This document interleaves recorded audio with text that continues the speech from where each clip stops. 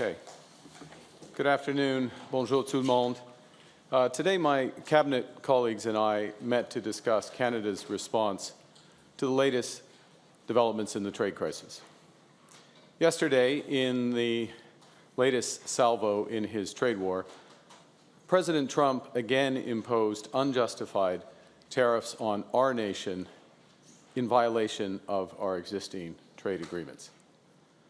This time, he targeted the auto industry and the more than 500,000 hardworking, dedicated Canadians that industry supports across our country. Now, the President of the United States is trying to fundamentally restructure his economy. It means our economy, and it means the global economy as well.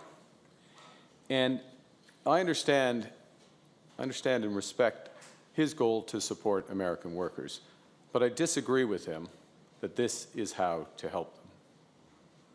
With time, it will become apparent that these actions will end up hurting American workers and American consumers. I reject any attempts to weaken Canada, to wear us down, to break us so that America can own us. That will never happen. And our response to these latest tariffs is to fight, is to protect, and to build. We will fight the U.S. tariffs with retaliatory trade actions of our own that will have maximum impact in the United States and minimum impacts here in Canada. We will protect our workers and our industries during this difficult period. But above all, we will build a new Canadian economy. We will build Canada strong. Se battre pour nos travailleurs, protéger notre économie et nos concitoyens, bâtir un Canada fort. Il est évident que les États-Unis ne sont plus un partenaire fiable. Il se peut qu'avec les négociations compréhensives, on puisse rétablir un élément de confiance, mais il n'y aura pas de retour en arrière. Le prochain gouvernement et tous ceux qui suivront aura une relation fondamentalement différente avec les États-Unis. Coming to terms with this sobering reality is the first step to taking necessary actions to defend our nation. But it's only the first step. Last night, the President of the United States reached out to schedule a call. I appreciate this opportunity to discuss how we can protect our workers and build our economies. I will make clear to the President that those interests are best served by cooperation and mutual respect, including of our sovereignty. Entre-temps, je viens de tenir une rencontre avec mon comité ministériel Canada-États-Unis. Je convoque une réunion des premiers ministres qui se tiendra demain. Je vais rencontrer mon conseil des relations canado-américaines et je parlerai aux chefs d'entreprise, aux syndicats et aux dirigeants autochtones. Ces discussions permettront d'avoir une réponse coordonnée en tenant compte ce que le président décidera de faire le 2 avril, date à laquelle il a menacé d'imposer des droits de douane supplémentaires. Soyons clairs, nous sommes tous sur la même longueur d'onde. Nous répondrons avec force. Rien n'est exclu pour défendre notre pays. Let's be clear. We're all on the same page. We won't back down. We will respond forcefully. Nothing is off the table to defend our workers and our country. Now, to my fellow Canadians, I don't want to set unreasonable expectations. The road ahead will be long. There is no silver bullet. There is no quick fix. And I know and I understand that many are feeling anxious and worried about the future. Fundamental change is always unsettling. But I have every confidence in our country because I understand what President Trump does not. That we love Canada with every fiber of our being. Because we are stronger when we are together, and Canadians are uniting as never before. Now, we are going to have to live the lessons of recent months. First, that we have to look out for ourselves, and second, that we have to look out for each other. The federal government will do everything in its power to protect Canadian workers and businesses. We will be here for you every step of the way. In the past week, my government committed to use every dollar collected from our retaliatory tariffs to protect our workers. Et la semaine dernière, j'ai annoncé plusieurs mesures ciblées, temporaires, pour soutenir les travailleurs et les entreprises directement touchées par la guerre commerciale de Président Trump. Pour les travailleurs, nous avons supprimé le délai de carence d'une semaine de l'assurance emploi. Nous avons fait en sorte qu'il n'ait pas à épuiser leur indemnité de licenciement avant de toucher l'assurance emploi et nous avons facilité l'accès à l'assurance emploi. Pour les entreprises, nous avons reporté les paiements d'impôts sur le revenu ainsi que les versements de la TPS et de la TVH. Nous avons mis en place un nouveau mécanisme de financement pour leur fournir de liquidités. C'est une aide financière énorme pour que les entreprises puissent passer à travers la tempête. Et nous avons augmenté le financement des agences de développement régional. Our biggest challenge as a country is becoming the most urgent. Over the coming weeks, months, and years, we must fundamentally reimagine our economy. We will need to ensure that Canada can succeed in a drastically different world. The old relationship we had with the United States, based on deepening integration of our economies and tight security and military cooperation, is over. What exactly the United States does next is unclear. But what is clear is that we, as Canadians, have agency. We have power. We are masters in our own home. Nous sommes maîtres chez nous. We can control our destiny.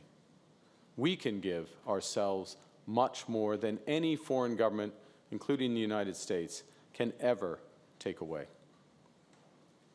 We can deal with this crisis best by building our strength right here at home. It will take hard work. It will take steady and focused determination from governments, from businesses, from labor, from Canadians. We will need to dramatically reduce our reliance on the United States. We will need to pivot our trade relationships elsewhere. And we will need to do things previously thought impossible at speeds we haven't seen in generations. But we can make ourselves more productive and therefore more down internal trade barriers. We can build a stronger and more resilient economy. And that's what I'm squarely focused on as your Prime Minister. During my first 9 days as Prime Minister, I came to an agreement with the provinces and territories to remove all exemptions under the Canada Free Trade Agreement.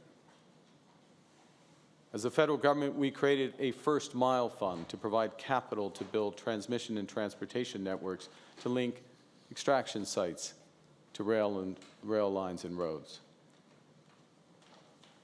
Nous mettons en place une procédure d'approbation à un guichet unique. Nous éliminons les excisions fédérales, créant des doublons en reconnaissant les évaluations provinciales pour les grands projets. Un projet, un examen.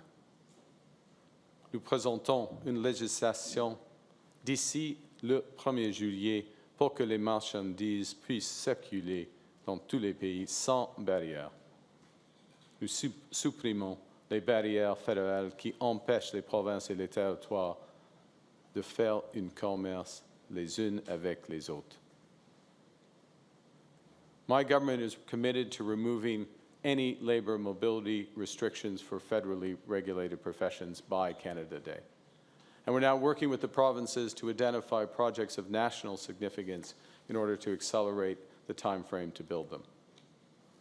Hier, je me suis engagé à créer un fonds de réponse stratégique pour le secteur automobile, un fonds de 2 milliards de dollars qui protégera les emplois des travailleurs touchés par les tarifs de M. Trump. We will create an all-in-Canada network of supply chains for the auto manufacturing components straight through to Canadian steel and aluminum and critical minerals. And we committed today to create similar strategies in other sectors that are under threat from President Trump's tariffs. All of these initiatives will go a very long way to offsetting the costs of these tariffs if they are permanent, and they will help to realize our potential as a nation. But there's even more to do. And that's why I chose to go to France and the United Kingdom, two long-standing and reliable partners, friends, and allies of Canada. And it's why the time will come for a broad renegotiation of our security and trade relationship with the United States. It's why I will work intensively with our partners in business, in labor, the territories and the provinces to find more ways to help Canadians through this crisis and to ensure that our great country emerges stronger than ever. In recent weeks, Canadians have done their part to unite in defense of our country.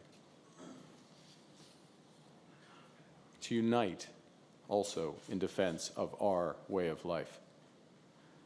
It's my solemn promise as your Prime Minister to do the same. It's my solemn promise that when President Trump threatens us again, we will fight back. We will fight back with everything we have to get the best deal for Canada. We will build an independent future for our country stronger than ever. We will stand up for Canadian workers. We will stand up for Canadian business. We will stand up for our history, our values, and our sovereignty. We will stand together to build Canada strong, Canada free, Canada forever. Thank you. Merci, and I'll be happy to take your questions. Thank you, Prime Minister. We will now take 15 minutes of questions. One question, one follow-up. Bonjour, M. Carney, Raymond Quignon de TVA. Vous avez dit que le président Trump a contacté votre bureau pour organiser un appel. Ouais. Est-ce que cette conversation entre vous et le président Trump a eu lieu? Sinon, à quel moment aurait-elle lieu? Il y aura une conversation entre moi et M. le Président dans les prochains jours. L'appel arrivera bientôt. The question was whether the President and I have spoken following his office contacting mine to arrange the call. The response is we'll be speaking soon, certainly in the course of the next day or two. Ça fera 2 semaines demain que vous êtes Premier ministre du Canada. Ouais. Est-ce que ce n'était pas une erreur de votre part de ne pas avoir eu une conversation encore en date d'aujourd'hui avec le président? Est-ce que vous auriez dû lui parler avant, M. Trump? Non, il y a des conversations entre les ministres, par exemple, le ministre des Finances, le ministre des Affaires étrangères, les ministres des échanges internationaux avec leurs homologues américains. Ils sont dans des conversations souvent. Mais il faut avoir une réponse compréhensive. Et tout le monde le sait, que le 2 avril, il y aura des autres initiatives, des autres menaces tarifaires des Américains. Alors, après tout cela, on peut avoir une réponse plus grande. Alors, pour moi, il y a deux conditions d'avoir pas nécessairement un appel, mais d'avoir une négociation avec les Américains. Premièrement, c'est le respect. Le respect pour notre souveraineté comme pays. C'est pas grand-chose, mais évidemment, c'est grand-chose pour lui. Mais il faut avoir le respect. Et deuxièmement, il faut avoir une conversation et une discussion compréhensive, y compris nos relations sécuritaires et économiques. Merci. Merci. Suivante question. Hi, Tonda McCharles, Toronto Star. Can you be more specific about what your counter plan is next week when the auto tariffs come in? Specifically, how much in terms of tariff measures you're going to take on what portion of American goods and what non-tariff measures you'll use? So, thanks for the question. And it goes a bit back to the previous question, if I may just expand on my answer to that. This is a negotiation. It's in part a negotiation where we know certain things, and we know that there was going to be an initiative on automobiles. It was brought forward to yesterday. It was expected around the same time as the reciprocal tariffs on the 2nd of April. Those initiatives, just to be clear, apply to all countries in the world. Right? So it's not unique in and of versus Canada or versus Mexico. We have the best deal of a bad deal, is the way I would term it, within what the Americans have proposed. The second is that we know that there are going to be these reciprocal tariffs, as you referenced in your question, on the 2nd of April, as well as there are potential tariffs, or likely tariffs, I would put it, with respect to other, quote, strategic sectors to the Americans, forestry, lumber, pharmaceuticals, semiconductors. There was a comma after that. I'm sorry, it was a very long set of conditions, but it was to set up the point, which is that we have a number of measures that we can take in response to those initiatives. In our judgment, certainly my judgment, it doesn't make sense when there's a series of U.S. initiatives that are going to come in relatively rapid succession. To respond to each of them, we're going to know a lot more in a week, and we will respond then. And in a negotiation, it doesn't make sense to tip your hand and say what you're going to do going forward. So ça c'est la circonstance en français, si tu veux. Juste le message clé. OK. C'est une négociation. Il y a des initiatives des Américains, y compris les tarifs de 2 avril, les tarifs contre le bois d'œuvre, par exemple, et d'autres. Ça vaut mieux pour le Canada. Ça vaut mieux pour le Canada de réagir après tout cela, okay, avec la transparence. Et on va le faire. Ça, c'est clair. Other point I would make, I have discussed this with Premier Ford in his role as Council of the Federation. Obviously, be discussing with the First Ministers under that guise when we convene tomorrow. And I think it's appropriate in taking a response to have those consultations, get the perspectives. The federal government obviously acts taking its responsibilities, but makes sense to engage, and we will act. President Trump today warned Canada about responding and retaliating, warning that he will escalate his response against Canada, and your minister, Mr. LeBlanc, has spoken to Mr. Lutnick. What message, then, are you taking from that? And are you prepared to bear the brunt of that escalation threat from Mr. Trump? How much pain can Canada take? Well, look, our responsibility, my responsibility, Minister LeBlanc, Minister Champagne, Mr. Joly, the Cabinet, the government, our responsibility is to Canada and is to get the result for Canada. So our response will be calibrated in order to achieve that. We choose our own allies in Canada. We choose how we engage those allies. We are sovereign. So I take note of the President's comment. I don't take direction from it. CTV News. Will you or any cabinet officials be heading to Washington to meet with the U.S. administration? It's possible that some cabinet officials will. I think, given the timelines, the President and I will speak, as I mentioned. I look forward to the discussion. We'll see where we go from there. Follow-up? And just to follow up on Tonda's question, what do you think about President Trump threatening Canada with more tariffs if Canada works with the EU on countermeasures? Well, look, we're a sovereign nation. We take our own decisions. I take note of his comments, nothing more.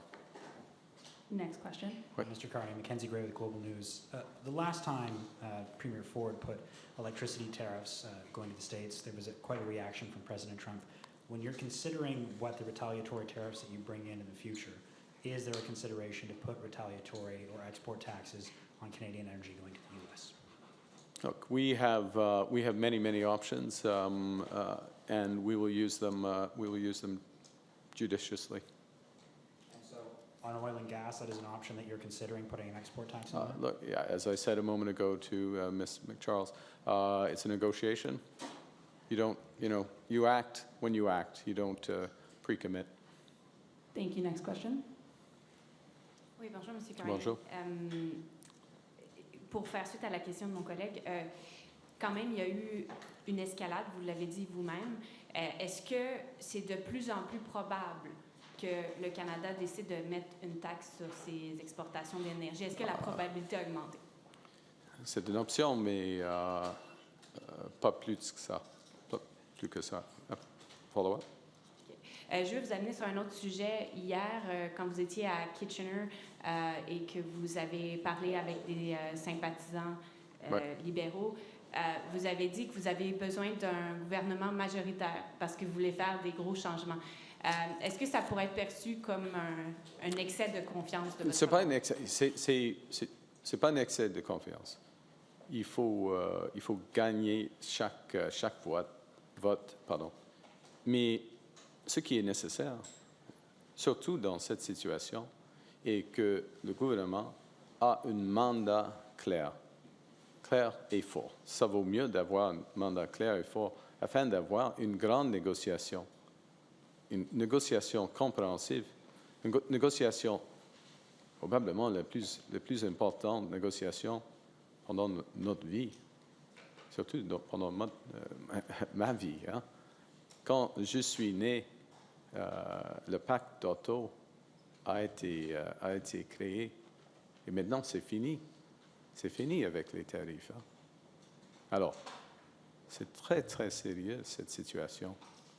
C'est très sérieux les tarifs sur l'aluminium et l'acier. C'est très sérieux la possibilité des tarifs sur le bois d'œuvre et tout cela. Alors, il faut avoir un mandat clair et fort. Et j'essaie de l'avoir, mais on verra. Madame. It's important to have a strong and clear mandate coming out of this election, given the seriousness of the situation in autos, in forestry, in aluminum, and semiconductors across a range of industries. We haven't seen, this is the biggest, if I didn't say this exactly, but I'll resume, the biggest crisis in our lifetimes. And the government is going to need to act, and the stronger the mandate is, the more effective we are going to be getting the best deal for Canada with respect to the Americans. Madame. Suivante question. Bonjour, Monsieur Carney. Laurence Martin de Radio-Canada. Oui. L'Ontario semblait croire qu'il pourrait être touché par des tarifs moins importants sur l'automobile que peut-être d'autres juridictions. C'est correct. Est-ce que c'est vrai? C'est vrai. C'est votre compréhension? Oui, ouais. OK, continue et je vais répondre. Non, mais c'est ça ma question. Est-ce que c'est ce que vous avez compris aussi? Les tarifs, par exemple, pour le Japon et la Corée et pour l'Union européenne, en effet, c'est plus grand que les tarifs pour le Canada, pour le Canada. Mais 25%, c'est grand.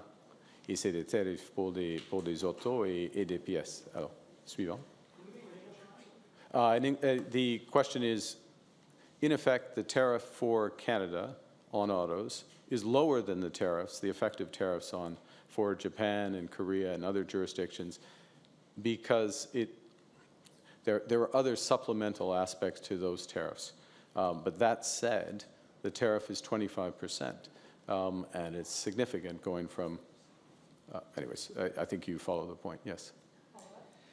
Quand vous allez parler à M. Trump dans les prochains jours, Ouais. à votre avis, là, quelles sont les chances que vous le fassiez reculer sur les tarifs sur l'automobile? C'est une bonne question. Je crois que M. Trump, M. le Président, il a déjà identifié 5 secteurs stratégiques pour l'économie américaine. Les autos, le bois d'œuvre, l'acier, l'aluminium, c'est un secteur évidemment, les semi-conducteurs et puis le pharma. Il a une stratégie qui utilise des tarifs.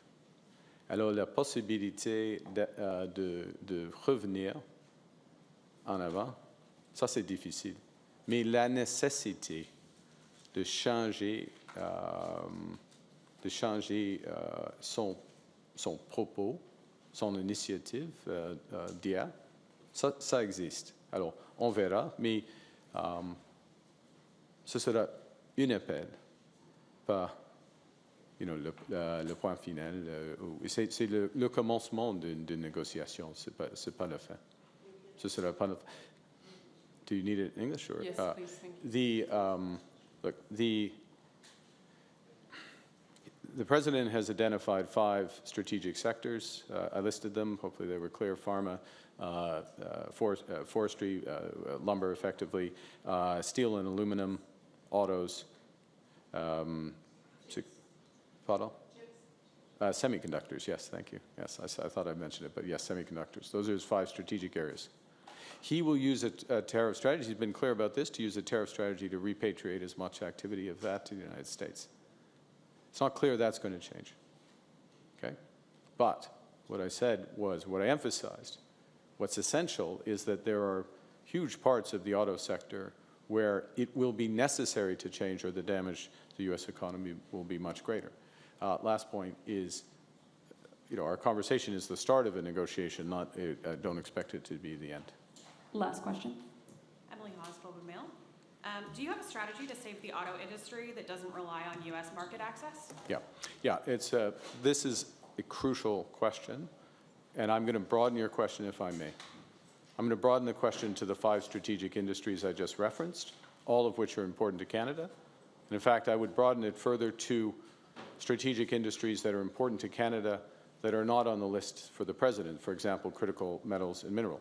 For example, artificial intelligence. For example, our energy sector, both clean and conventional. For all of those areas, we have been developing strategies, and we will develop comprehensive industrial strategies that work best for Canada. I'm going to give you one example, if I will, Emily, and then I'll hand back, which is we announced yesterday, for exactly these reasons, in anticipation of what happened today, it wasn't originally, or yesterday, sorry, as it turned out yesterday, the American tariffs in the auto sector, we announced the Strategic Response Fund and a series of other measures. But the core of that is to build out the auto sector and our auto supply chain in Canada as much as possible. Instead of autos going back and forth across the border 6 times and getting a tariff each time, we now know the level of that tariff, but integrating the supply chain here domestically, I'm using a fancy term, backwards integrating into steel and aluminum to help our steel and aluminum industries that are used and encourage that, backwards integrating further into critical metals and minerals that we're going to develop. And I listed a number of things